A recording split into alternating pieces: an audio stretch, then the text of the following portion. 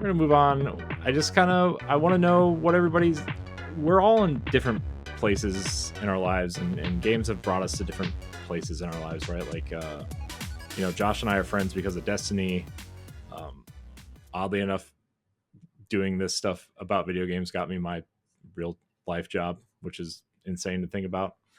Um, but I think we all have taken a trajectory in our lives because of games, and I kind of want to know what games placed us in on that trajectory. And Jeff, you you develop games, so I'm sure there's a lot of influence there, right? I mean, It's funny. I sort of got lucky to get into this industry. If I look back on, so this is going to sound really, if I had to say which game, I thought about this question before, and I have some stock answers for it. But if I look at, I just, if I look at what I grew up on, um, there's a couple that stand out the most, and one of them is going to be obvious, especially in the. So one of them is honestly Baldur's Gate 2. But prior to that is a game called Peter Molyneux games I used to love, especially Populous. Yes, yes. I am a huge I so my story on Populous was I got it on the Nintendo 64, and I was a freshman in college and I was living in the dorm. It was my first semester, and I started playing it at like 8 or 9 in the morning, and my roommate goes to class, and then there's a heartbeat that plays during that. So if anyone doesn't know what Populous is, you're a god sim. So you're playing a god with all these little people, and you can make volcanoes and do all this stuff. And you're basically, I don't even know what the end result of that game was, but it didn't matter. I was just having so much fun, like blowing people up and doing volcanoes. And it's this tiny old, like it's not. I mean, again, like if you look at the graphics, I'm sure it was terrible, but at the time it was a very unique type of game. And I grew up on like Defender and Pac-Man and Asteroids and stuff. So this was the first game that like other than Ultima, for which a lot of people who make role playing games cite. This is one of the first games that sort of like the genre. You could see the genre changing. And anyways, I was a freshman in college. I was tripled in a tiny dorm room. It was terrible. My one roommate left, and I started playing the game. There's this heartbeat that plays, and it slowly increases as you get further and further in the game. Boom, boom, boom, and it's very hypnotic. And he came back at like 5 o'clock, and I was sitting in front of the screen, and he was like, "Dude, it's 5 o'clock." And he was like, "Have you moved?" I was like, "I haven't moved."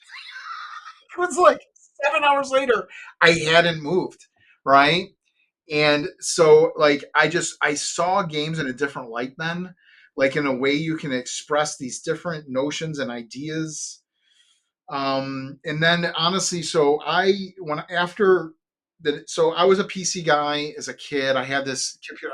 If I told you how much memory in it, it was literally like I think 24 megs or something.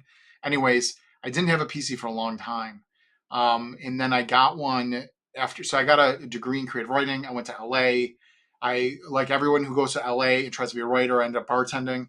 I bartended for a number of years and then decided to go back to school for a technical degree. And I realized I hadn't touched a computer in a long time. So I was like, well, that's going to be a problem.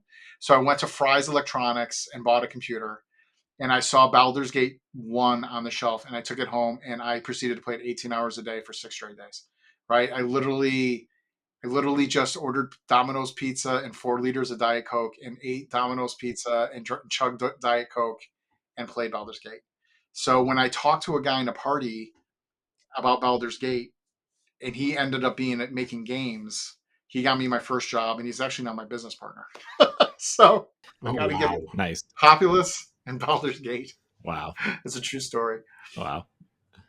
That's awesome. Man, Domino's and Diet Coke. That sounds like that sounds like Yeah, I Halo. used to drink 4 liters of Diet Coke a day. That was crazy. Oh, You have the Red Bull thing. oh Yeah, boy. I got it with Diet Coke. Man. Not healthy. No. Not healthy. No. Man. Man, Domino's, like a stack of Domino's boxes reminds me of Halo LAN parties for Yep. sure. That was high school for a junior high and high school for me. Yeah. It's funny. I replayed Baldur's Gate in COVID because I played it in such, it was like a blur. Does that make sense? Like I just was this like fog, just playing it hours and hours and hours a day. So I replayed it in COVID, and there was a couple false starts because the Beamdog versions came out that were remastered that weren't like 480 by whatever, like tiny horrible resolution. So they rezzed them up, and I played both Baldur's Gate 1 and 2 all the way through all the expansions in COVID because I'm like, I think I literally wanted to relive that experience. I was like, oh, here we go. Wow. I didn't know the pizza. My wife wouldn't allow that. Aw. Well. So it wasn't quite the exact experience. No, but I was glad they held up because a lot of times when you play those older games, like I think your it's Ocarina of Time. I think your Ocarina of Time is part of that, right? It's hard to go. Video games especially are hard to go back to because the technology has changed so drastically. I think that's the other thing that's happening in the industry now. It's like I'm playing an 8-year-old game. Games from 10 years ago. If the gameplay is good, it doesn't really matter, right? I think that's the other thing that's actually ironically sort of happening. And like you don't need the cutting edge graphics in every game, and we're not going from 2D to 3D or offline to online. Like there hasn't been this huge leap forward in technology. It's been these slow iterations. So you're more than comfortable going back to like just playing Destiny forever or just playing, whatever game that came out 4 or 5 years ago. It doesn't matter. But back in the day, like 4 or 5 years even, you'd be like, the difference between Baldur's Gate 1 and 2 is pretty traumatic actually alone. So, Josh, what about you? Yeah, I mean, when I sat down and started thinking about this, there's probably like 2 or 3 games I can point to. The easy answer for anybody my age, I think, for why we fell in love with video games is Pokemon Red. My very first video game I ever owned was that. We were in Boston for a cousin's wedding or something, and her now husband was like, hey, to 6-year-old Josh, hey, why don't you go hang out down in my basement? And it was like decked out as a game room, and I'd never seen a video game before. And he had an N64 with Rogue Squadron in it. And I fell in love with it so much that like he was not hanging out at his own, like, before the wedding party. He was down there playing video games with me. So his mom and my grandma later on that weekend, after the wedding, went to a flea market went shopping, did something, bought me a black and white Game Boy Pocket and Pokemon Red because the person at the counter swore it was about to be the next big thing. And I think my life changed forever. Like I fell in love with it. Every friend I had in grade school was because of Pokemon. It was because of Pokemon. It was because of N64. And then like that's kind of a straight through line for me. I get to junior high, and it wasn't the cool thing to like video games then. It was like, oh, that's a thing for kids. So here I am, first day of 7th grade, and I met one of my now very closest friends because I found out that he liked Halo and I liked Halo, and Halo 2 was coming out in like 2 months. So between that and Green Day's American Idiot, we became best friends over it. And I don't think there was a single Friday night after that, from the 7th grade until after he was married, that we were not hanging out playing Halo or Rock Band or something, like with our whole group of friends. Like even once, like none of us had money for Xbox Live. I had dial-up internet. Like we had the money, but I had dial-up internet. My grandparents, who I lived with, did not believe in DSL. They didn't understand it when I tried to explain it. I begged them to put in DSL. And to the point that when they finally did, I went out, bought this adapter, explained to them, no, I'm not playing with, strange older men online. I am playing with my group of friends, and that's it. But for me, I think when I look at probably the most important game, like, yeah, there's Halo 2. Like, I probably don't fall in love with video games the way I do if I don't play Halo 2 right when it comes out. Corey, you and I were talking last week about the closure of Game Informer and about what a big role that played in our lives growing up. I still remember very vividly. It's the only issue I remember actually coming in the mail, but it was the issue for Oblivion. I had just played Morrowind for the first time maybe a month before that. And it was the reveal of Oblivion, and it was the best looking game I'd ever seen in my life. I was like, oh my God, this is incredible. And it said it was coming to the next Xbox, to the PlayStation 3, and to PC. And I'm like, I don't own any of these. I have a GameCube. I mowed lawns and did as many odd jobs as I could in that neighborhood for about 7 or 8 straight months to save up the money. I remember watching the reveal of the 360 with, who was it? Elijah Wood on Spike TV or something. I remember seeing it on TV, begging my grandma to drive me to the mall so I could get the pre-order. I got red ringed on day one, but it was literally all for one game that then does not launch on day one.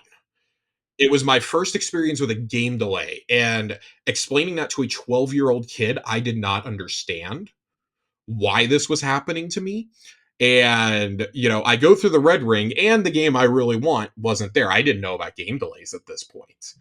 But that March 2005 afternoon was so glorious. It's the first time I ever convinced my parents to take me out of school early for a video game to go pick up my pre-order. I don't think they saw me all weekend. It is the first time I fell in love with an RPG, that I fell in love with a fantasy world that was not like, I'm coming off Peter Jackson's Lord of the Rings trilogy. Like, high fantasy was the coolest thing in the world to a kid like me. And here was something that for me rivaled the excitement of watching those movies and reading those books. And it was like, oh my God, I'm in it. Like, the Imperial sewer encounter at the very beginning of the game is maybe the greatest opening to a game ever made. I walking out of the sewers, like, to this day, that is a breathtaking moment. That is still like one of the, like, you're set up to think like, oh, this is gonna be like a dungeon crawler or something, and you walk out and you're like, oh my God, this game is so much more. You see an Oblivion Gate for the first time, you're like, oh my God, the whole Burma section with the Great Gate. And then that's without even getting into the DLCs. You get to I remember getting Shivering Isles for the first time and being like, what the fuck am I playing? This game has taken such a sharp left turn for someone who, like, hadn't dabbled in a lot of the Daedric quests yet at that point. Gorath. But I was like, I know oh that my one. God, this is That was the first incredible. thing that I had a lot of influence on at the studio. So we did Thank you so Horse much. Armor, and I was lead producer on all the DLCs of Oblivion and Fallout 3. Oh my And I God. did, Horse Armor, Vile Lair, all Yep. the Ori, Wizard's Tower, all the stories. But Knights of the Nine, and it was a very small group of people. Some people I still to this day really enjoyed working with, and then the Shivering Isles was so good. It was so good. That playing that game was the moment, because I mean, I'm playing like that and Halo 2 within an 18-month span Yeah. for the first When you time. look at the DLCs of Bethesda, they're really interesting because, listen, the one thing we did is they were done in order back in the day. Like, there was a lot of layoffs, so you're seeing it now, but they were more cyclical. So a team released a game and they couldn't afford to keep everyone on staff, so they laid off people. Having at so many studios. So what they did at Bethesda, and this was the brilliance of the management at the time, they made the DLCs to keep revenue coming in, to keep the people employed. So it was really just designers and artists, very little tech, right? But it's then the interesting thing about creativity is when it's limited, it's actually better. If that makes sense. It's so it was we didn't have new tech to add in, very little.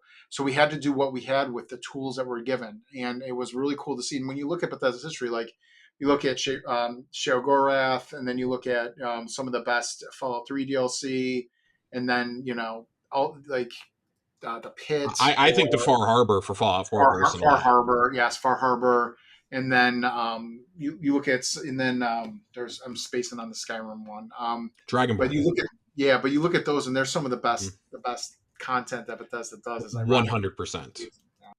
That was playing Oblivion was like, when I walked out of this, I talk about this a lot. When I walked out of the sewers, that was the moment between that and the Game Informer article that I was like, I want to work on video games. I want to write about them. I want to talk about them. I want to do something adjacent to them in my life, because this is the coolest thing I have ever seen.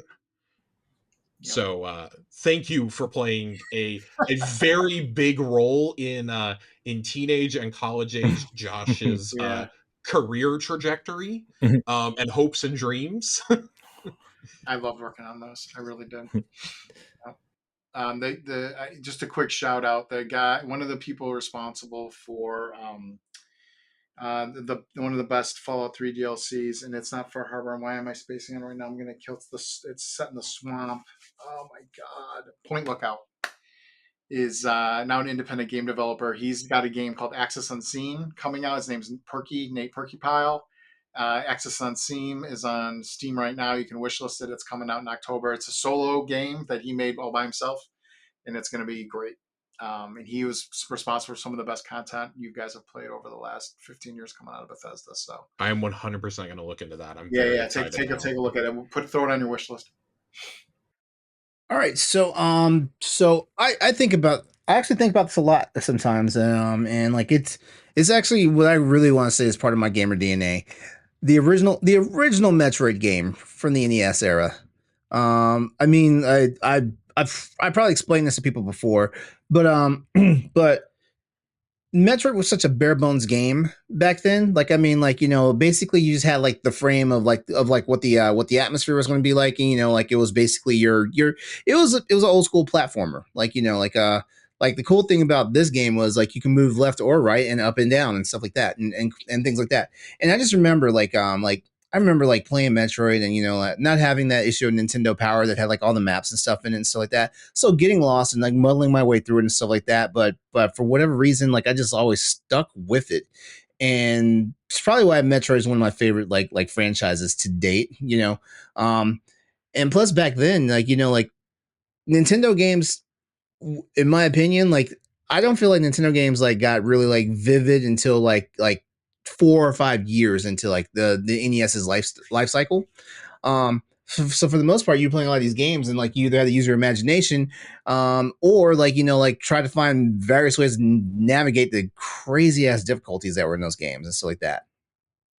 So yeah, Metroid, and you know, like to this day, like, you know, I love a good platforming game. Like, you know, like Way Forward just did Operation Galuga, which was basically a remake slash fan dub of the original Contra games and stuff like that. And yeah, like I was having a blast playing those games, and that's just something a little more modern. So yeah, I would say for sure, like Metroid. Like Metroid's one of the earlier games that definitely put me on the gaming trajectory that I am now.